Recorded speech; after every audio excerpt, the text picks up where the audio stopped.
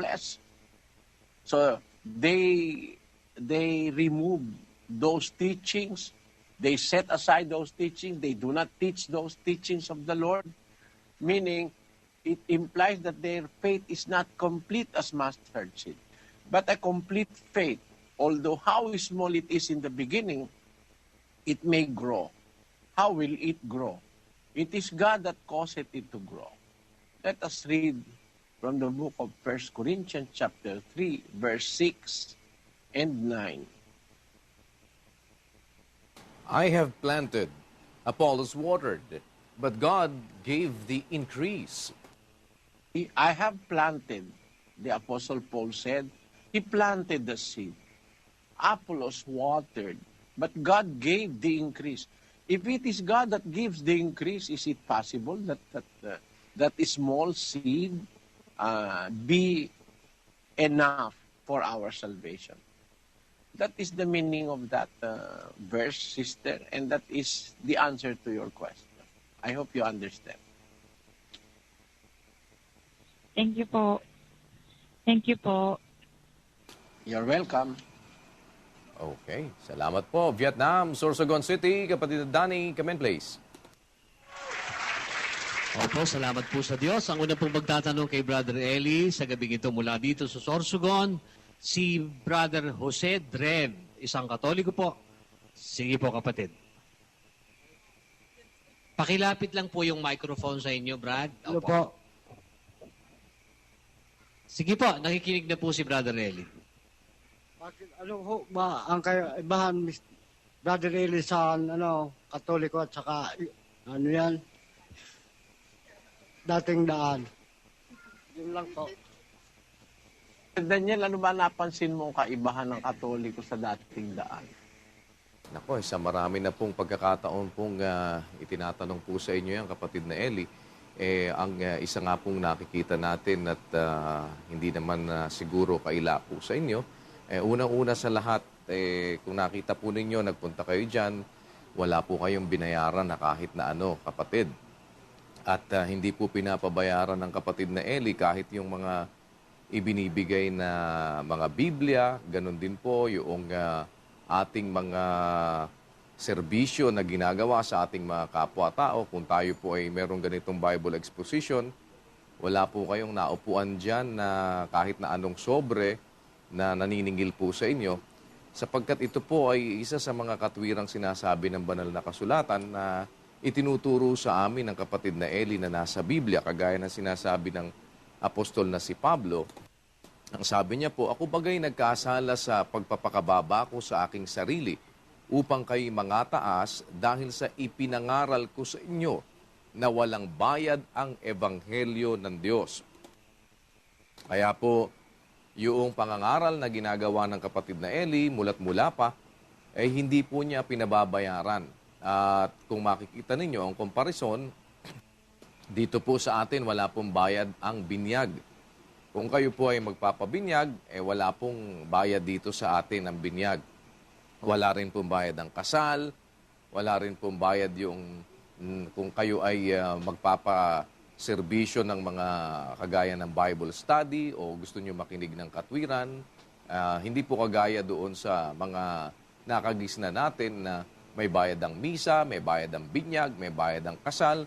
Ang Korea, ang kordon, tirik ng kandila, tugtog ng kampana, at namatay ka na, magbabayad ka pa, napanaginipan ka, magbabayad ka pa rin, at napunta daw sa purgatorio ang iyong kaluluwa ng iyong mahal sa buhay, papamisa mo, babayad ka na naman ulit. Sa susunod na taon, nagbalik ulit sa purgatorio yung kaluluwa ng iyong namatay na kamag-anak, ay magpapamisa ka na naman, ay magbabayad ka na naman ulit. In other words, dito po sa ating pagsasama-sama, awa ng Panginoon, ay tinataguyod ng atin pong mga kapatid sa pangunguna ng kapatid na Eli Soriano na hindi po natin pinababayaran yung katwiran, yung aral ng Diyos. Kagaya na sinasabi sa Kawikaan, sa 23:23, bumili ka ng katotohanan at huwag mong ipagbili. Kaya bawal po sa Biblia yung ipinagbibili yung katwiran ng Diyos, yung paglilingkod, lalo na sa ating mga kapwa-tao para ibahagi yung aral. Kung makikita ninyo ngayon, kahit sa iba-iba pong mga denominasyon na nagpapalabas sa TV, pagka sila ay nagbigay ng DVD ng kanilang pangangaral, may bayad ho yun. At hindi lang basta bayad, malalaki ang binabayaran. Lalo na yung mga imported na mga nangangaral ngayon, may mga bayad rin po yan. So, hindi lamang po doon sa punto na yan, kapatid, sapagkat nakita naman natin na sa atin pong pagsasama-sama, hindi po tayo tinuturuan din na lumuhod sa mga rebulto na ginawa at inukit ng kamay, gaya ng sinasabing kabawalan ng banal na kasulatan doon sa nakasulat sa Deuteronomio sa 5 at 7 hanggang 8. Huwag kang magkakaroon ng wika ng ibang mga Diyos sa harap ko. Huwag kang gagawa para sa iyo ng larawang inanyuan na kawangis ng anumang anyong nasa itaas sa langit o nang nasa ibaba sa lupa o nang nasa tubig sa ilalim ng lupa. Yan po kahit nasa Bibliang Katoliko, nakasulat din po yan. Kung ating babasahin sa mismong Biblia po ng Katoliko, nakalagay din po yan na huwag kang magkakaroon ng ibang mga Diyos liban sa akin.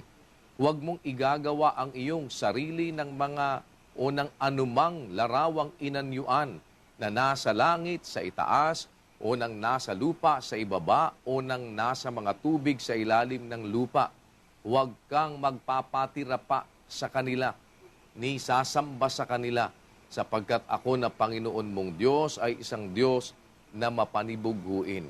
Kaya yan po ay isa sa mga aral na aming natutunan sa loob ng Iglesia ng Diyos na hindi po tayo lumuluhod, hindi po tayo sumasamba, hindi po tayo naglilingkod doon sa mga larawang inanyuan. Sapagkat maging ang apostol na si Pablo, yan po ang kanyang ipinangaral.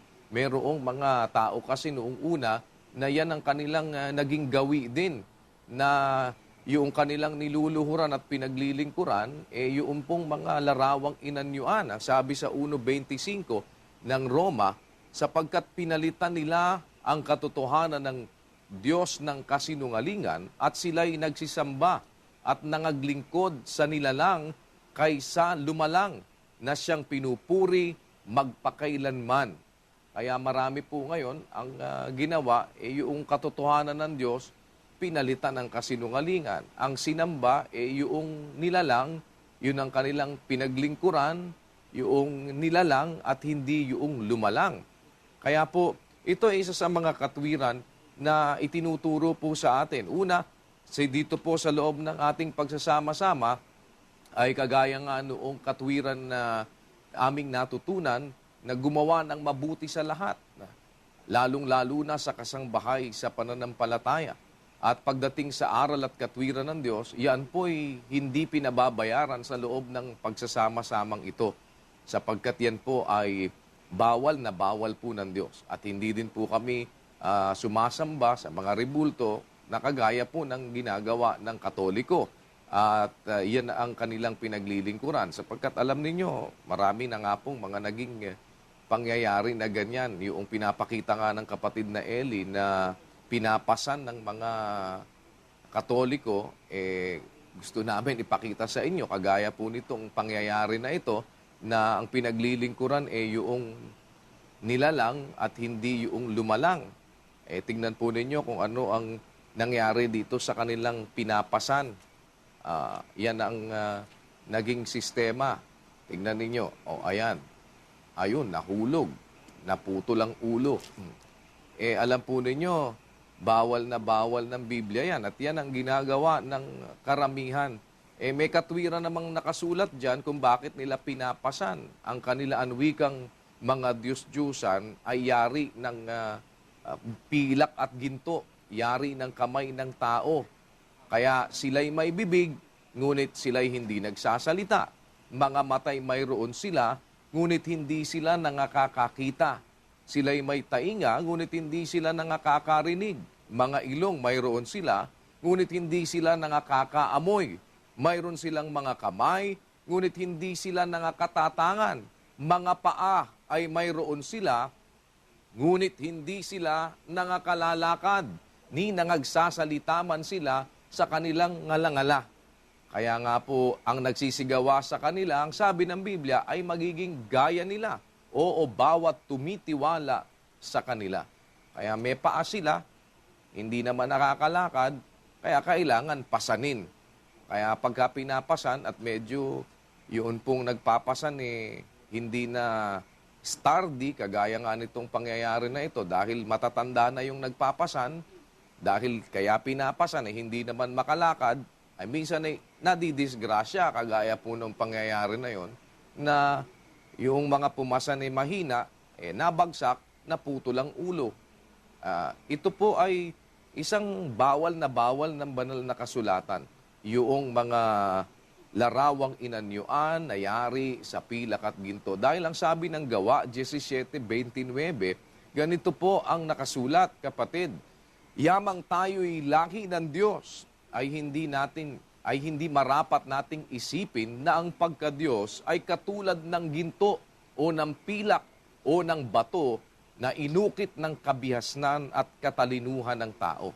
Kaya yan po ay bawal ng Diyos na ating gawin. Isipin man lamang hindi na nga po dapat Hindi na nga tama. Yung isipin lang natin na yung pagka-Diyos katulad noong ginto o kaya pilak o ng bato o na inukit ng kabihasnan at katalinuhan ng tao. Isipin man lang po hindi dapat yun pang ikaw ay aktwal na gumawa at pagkatapos ay paglingkuran at pagkatapos ay siya pang iyong pasalamatan, siya pang iyong sambahin, siya pang iyong kilalanin kaysa doon sa talagang Diyos na lumalang sa atin. Bawal na bawal po ng Diyos yan. Kaya yan po isang napakalaking pagkakaiba.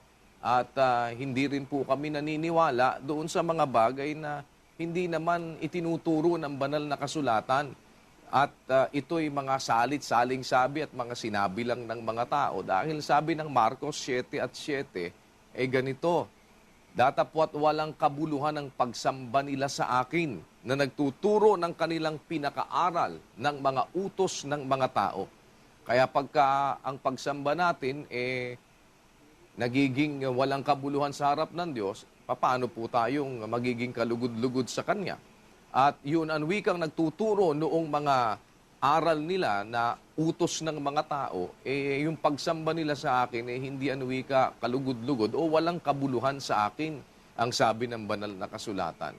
Yan po, ang mga walang batayan na sinasabi sa banal na kasulatan, hindi po namin yun pinaniniwalaan. Kagaya ng mga pinaniwalaan ng mahabang panahon ng mga Katoliko, na wala namang batayan sa Biblia.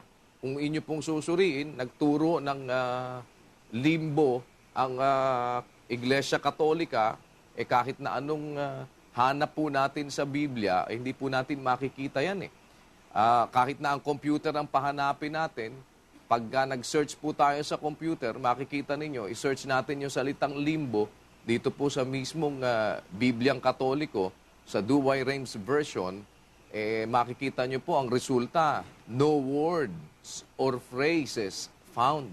Wala tayo makikitang salitang limbo.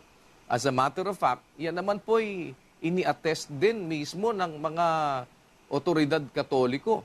At sinabi nila mismo, later on, after hundreds of years, na pinapaniwala tayo na mayroong limbo, dumating din yung panahon na inamin din nila yan, na wala talagang batayan at wala naman talagang makikitang ganyan sa Biblia at sila mismo umamin na rin na hindi talaga yan dapat na paniwalaan. Basahin po natin itong naging pagtatapat ng mismong Papa.